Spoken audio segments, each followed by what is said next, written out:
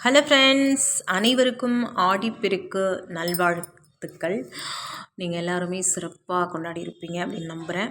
நீங்கள் இந்த வீடியோ பார்க்கும்போது கண்டிப்பாக ஆடிப்பெருக்கு முடிஞ்சிருக்கும். ஏன்னா நம்ம ஆடிப்பெருக்கு அன்னைக்கு எடுத்த விழாக் இது. நீங்கள் எல்லாருமே சூப்பராக கொண்டாடிருப்பீங்க.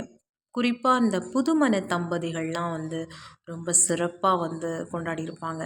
அதுக்கு போயிட்டு சின்ன வயசு மெமரிஸ்லாம் உங்களுக்கு ஞாபகம் வந்திருக்கும் நிறைய பேருக்கு. ஸோ நம்ம எப்படிலாம் கொண்டு வந்தோம் அப்படின்ட்டு இந்த விளாகோட உங்களுக்கு ஒரு அழகான செய்திகள், சிறப்பான சில செய்திகள் இந்த விளாகில் என்னன்னு பார்த்தீங்கன்னா, ஏதாவது நீங்கள் புதிய தொழில் தொடங்கணும் அப்படின்னு நினச்சிட்ருப்பீங்க. நிறைய பேர் புதுசாக ஒரு பிஸ்னஸ் ஸ்டார்ட் பண்ணணும், இல்லை ஒரு நல்ல வேலைக்கு நான் போகலான்னு இருக்கேன் அப்படின்றவங்க, இல்லை வேறு ஏதாவது எனக்கு ஒரு நல்ல நாள் வேணும், நான் எடுத்த காரியம் எனக்கு சக்ஸஸ்ஃபுல்லாக நல்ல செழிப்பாக இருக்கணும் அப்படின்றவங்க நிறைய விஷயங்கள் சூஸ் பண்ணி ஒரு நல்ல நாள் பார்த்துட்ருப்பீங்க இல்லையா? அந்த நல்ல நாள் இந்த நல்ல நாள் ஆடிப்பெருக்குங்க. ஆடிப்பெருக்கு அன்னைக்கு நீங்கள் எந்த ஒரு செயலை நீங்கள் செய்ய ஆரம்பித்தாலும் செம்மையாக அது செழிப்பாக அவ்வளோ பர்ஃபெக்டாக இருக்கும். அந்த காவேரி ஆற்று நீர் கரை புரண்டு வரும் பாருங்கள் வெள்ளம், அதுதான் அதுக்கு ஆடிப்பெருக்கு. அந்த பெருகி வரும், அதுதான் அதோட மீனிங்கே அதுதான். நீங்கள் எந்த ஒரு தொழிலை ஸ்டார்ட் பண்ணாலும் அது நல்ல வளம் பெருக்கி வரும், நல்ல செழிப்பாக இருக்கும். ஸோ இது ஒரு பெஸ்ட்டான நாள்னு நான் சொல்வேன். அதுக்கப்புறம் பார்த்தீங்கன்னா சில விஷயங்கள் உங்களோட நான் ஷேர் பண்ணுறேன். என்னதான் நம்ம சுற்றி இருக்கிறவங்கள நம்ம மாற்றணும் அப்படின்னு நம்ம முயற்சி பண்ணாலும் கண்டிப்பாக முடியாது. நாம் தான் அந்த சூழலுக்கு ஏற்ற மாதிரி நம்ம மாற்றிக்கணும். மாற்றம் ஒன்றே மாறாதது. மற்றவங்கள கண்டிப்பாக மாற்ற முடியாது. ஸோ நீங்கள் மாறிக்கோங்க, அது உங்களுக்கு டென்ஷன் இல்லாத இருக்கும். ஸோ 2வது விஷயம் பார்த்தீங்கன்னா, மனசாட்சிக்கு விரோதமாக நாம் எப்போ செயல்படுறோன்னு நமக்கு தெரியும். இந்த விஷயம் சின்ன வயசு பிள்ளைங்கள்லேருந்து பெரியவங்க வரைக்கும், வயசானவங்க வரைக்குமே தெரியும். ஒரு குறிப்பிட்ட வயசுக்கு மேலே நம்ம செய்கிறது தப்பு.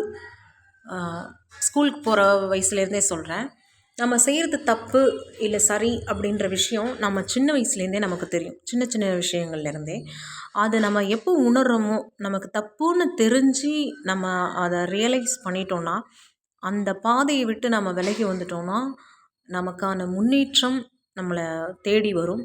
ஸோ அதை மனசாட்சிக்கு விரோதமாக நம்ம எப்போ நடந்துக்கிறோன்னு நமக்கே தெரியுது. அப்போவே அதை விட்டு நீங்கள் டக்குன்னு வெளில வந்துடுங்க. ஸோ இது ஒரு முன்னேற்றத்திற்கான ஒரு வழி. அதுக்கப்புறம் பார்த்தீங்கன்னா, உங்களுடைய தேவைன்னா நீங்கள் ஏதோ ஒரு பொருள் வாங்கணும், அல்லது ஏதோ ஒரு வேலையை செய்யணும், இல்லை ஏதோ ஒரு எதுக்காகவோ உங்களுடைய தேவை இல்லைங்களா? உங்களுடைய தேவைக்கு அந்த தேவையான நேரம் வரும் வரை நீங்கள் வெயிட் பண்ணாமல் அதை முன்கூட்டியே முடித்து வச்சுருந்தீங்கன்னா உங்களுக்கு ரொம்ப டென்ஷன் இல்லாமல் இருக்கும். உதாரணத்துக்கு பார்த்தீங்கன்னா, ஒரு பொருள் வாங்கணும், ரொம்ப நாளாக நினச்சிட்ருக்கீங்க. அந்த நாள் வரத்துக்குள்ளே நான் இந்த பொருள் வாங்கி வச்சா தான் நான் அப்போது என்னால் பர்ஃபெக்டாக பண்ண முடியும் அப்படின்னு நீங்கள் நினச்சிங்கன்னா, அந்த தேவையான நேரம் வரும் வரை நம்ம காத்திருக்காம முன்கூட்டியே நம்ம அதை சூஸ் பண்ணி கரெக்டாக வாங்கி வச்சுட்டோன்னா ரொம்ப ஈஸியாகவும் இருக்கும், நமக்கு ரொம்ப மனம் ஃப்ரீயாகவும் இருக்கும். ஸோ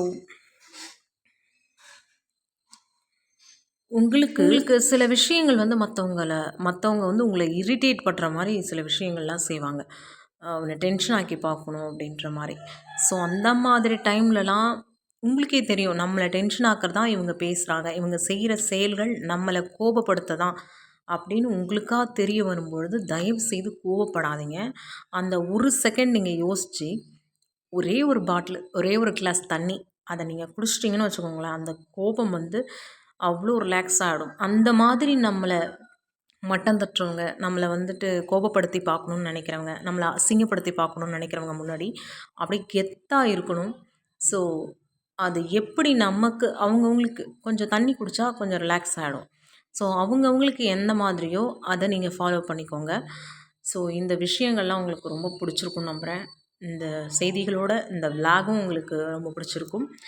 ஸோ இந்த விளாக் உங்களுக்கு பிடிச்சிருந்தா என்னோடய சேனலை தொடர்ந்து பாருங்கள், லைக் பண்ணுங்கள், சப்போர்ட் பண்ணுங்கள். தேங்க்யூ ஃபார் வாட்சிங்.